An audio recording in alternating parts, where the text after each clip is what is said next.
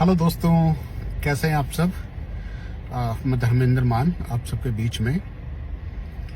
कल क्या हुआ कि मैं अपने एक मित्र के साथ बैठा हुआ था। वो मेरी पिछली कंपनी में एक बहुत बड़े लेवल पे हैं। मैं खुल के बोल देता हूँ, DUCD हैं। तो मैं उनके साथ बैठा हुआ था और हम लोग एक बहुत हेल्दी डिस्कशन इंडस्ट्री के बारे में कर रहे थे। तो उन्होंने मुझसे एक बात पूछी, सर आप एक बात बताओ कि एक ऐसी कंपनी जो 20 साल पुरानी है, 20-21 साल पुरानी कंपनी है, उसको छोड़ करके आप एक ऐसी कंपनी में चले गए जो जिसको मात्र 1 साल हुआ है, और सर उस कंपनी के पास बहुत ज़्यादा प्रोडक्ट भी नहीं है, और कोई ऐसे प्रोडक्ट भी नहीं है जो घर में काम आने वाले हों, कोई बहुत बड़ा पे आउट नहीं है, कोई बहुत ज़्यादा ब्रांचेज उसकी नहीं है, ज़्यादा डिस्ट्रीब्यूटर भी नहीं है अभी। तो ये मतलब आपको नहीं लगता कि आपने ये डिसीजन लिया जो ये कुछ कंफ्यूजिंग सा डिसीजन है? तो मैंने एक बात सोची, मैंने यार जो ये सवाल इस साथी के मन में है, वो सवाल तो बहुत सारे लोगों के मन में आता होगा कि क्यों मैंने एक पुरानी कंपनी को छोड़ करके एक नई कंपनी को स्टार्ट किया। तो वही चीज मैं आज आपको बताता हूं कि ये डिसीजन क्यों रहा। देखिए दोस्तों, बात ना नई और पुरानी कंपनी की नहीं है। अगर पुरानी कंपनी की बात करें तो जैसे वेस्टीज को 20 साल हो गई, तो अगर पुरानी करनी चाहिए तो उससे पुरानी तो एमवे इंडिया के अंदर। तो ऐसा तो है नहीं कि वेस्टीज इंडिया की सबसे पुरानी कंपनी है या वर्ल्ड की सबसे पुरानी कंपनी है, और वेस्टीज से ज्यादा पुरानी तो RCM है, मोदी केयर उससे पुरानी है। तो ये कोई मापदंड नहीं होता कि ज्यादा पुरानी कंपनी जो है वो बहुत ज्यादा ग्रोथ आपको दे सकती है। और ये भी मैंने माना कि चलो पुरानी कंपनी, लेकिन आपके लिए उसमें क्या है। बात तो ये भी आती है ना कि आपके लिए उसमें क्या, पुरानी कंपनी में आपके लिए क्या है, तो आप अपना स्कोप भी देखोगे। एक ये चीज है। दूसरा बात ये आती है कि उस कंपनी का ना इंफ्रास्ट्रक्चर अभी ज्यादा बड़ा नहीं है जी। वेस्टेज के पास तो 2000 पिकअप सेंटर हैं। एस्टोनिया आपने स्टार्ट की, उसके पास अभी 175 ही शॉपी है। तो मेरा मानना यह है कि इंफ्रास्ट्रक्चर आज के डेट में ज्यादा मायने नहीं रखता, क्योंकि आपको जब प्रोडक्ट की डिलीवरी करनी होती है तो आपके उसके लिए शॉपिंग की जरूरत नहीं है। क्योंकि अगर कहीं भी किसी भी कंपनी की बहुत ज्यादा शॉपीज होती हैं तो सबके घर के पास तो होती नहीं है। किसी के घर से 5 किलोमीटर है, किसी के घर से 10 किलोमीटर है, किसी घर के 20 किलोमीटर भी है। ऐसे में अगर आपके पास एक ऐसा डिलीवरी नेटवर्क है जो कि आज की डेट में सबसे तगड़ा जो डिलीवरी नेटवर्क है वो तो अमेजोन जैसी कंपनियां मैनेज करती हैं। तो अमेजोन की तो कहीं भी कोई शॉप नहीं है। तो वो डिलीवरी सिस्टम जो है वो आप उनका ले सकते हो जो अपने फील्ड में बेस्ट कर रहे हैं। ये मैंने इसको भी सोचा।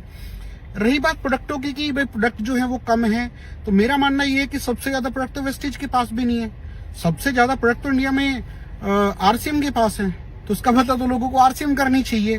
तो ये मापदंड नहीं होते इन चीजों के। ज्यादा लोग नहीं है, अरे लोग ज्यादा नहीं से क्या मतलब है, जहां पर हैं लोग खुश हैं, प्रोडक्ट ऐसा है जो रिजल्ट ला रहा है। आज वो समय गया जब आप एक ही प्रोडक्ट के लिए कई कई कॉम्बिनेशन बना करके देते थे। समय बदल रहा है। आज टारगेटेड न्यूट्रिशन पे काम हो रहा है, क्लिनिकल न्यूट्रिशन पे काम हो रहा है, मेडिसिन 3.0 का टाइम है। आज का समय वो नहीं है कि आप वही पुराने प्रोडक्ट्स को लेकर के चलते रहें। और देखिए, जैसे प्रोडक्ट ज्यादा ना होने की एक बात है, तो इंडिया के अंदर जो कंपनी सबसे बड़ा कारोबार करती है वो तो हर्बलाइफ। उसके पास तो और भी कम प्रोडक्ट है, उसके पास घर के प्रोडक्ट है ही नहीं जो हमारे होम कंज्यूमेबल है। उसके पास कहाँ है वो प्रोडक्ट, उसके बावजूद भी वो सबसे बड़ा कारोबार कर रही है। तो ये इस चीज की कोई गारंटी नहीं होती कि अगर आपके पास घर के प्रोडक्ट हैं तो आप बहुत बड़ा टर्नओवर कर सकते हो। ये कंफ्यूजन करने वाली चीजें हैं। तो फिर उस साथी ने एक बात और बोली कि सर आप ना देखो, जब आप गए हो दूसरी जगह तो आप ना लोगों को आप भ्रमित कर रहे हो, आप लोगों को ना बहका रहे हो। मुझे बड़ी हंसी आई। मैंने कहा कि यार देखो, बहका मैं नहीं रहा हूं, बहका तो आप रहे हो।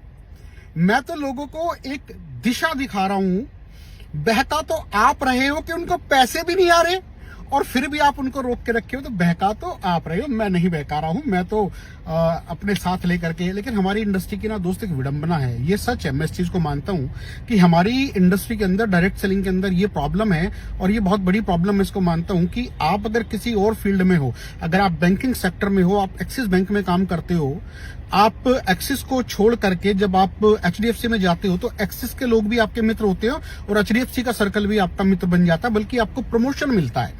आप HDFC से फिर आगे यस बैंक में चले जाते हो, तो एक्सिस के दोस्त भी, यस बैंक के दोस्त भी और HDFC के, ये सारा आपका सर्कल बन जाता है।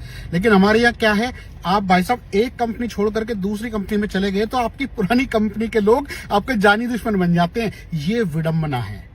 हमें इस इंडस्ट्री के अंदर इन चीजों को ठीक करना होगा, इसी कारण हम लोग मेन स्ट्रीम में नहीं आ पाते। तो ये कुछ चीजें थी जो मुझे लगा कि मुझे आपसे बात करनी चाहिए। आई होप आप मेरी बात समझ पाए होंगे। Thank you so much.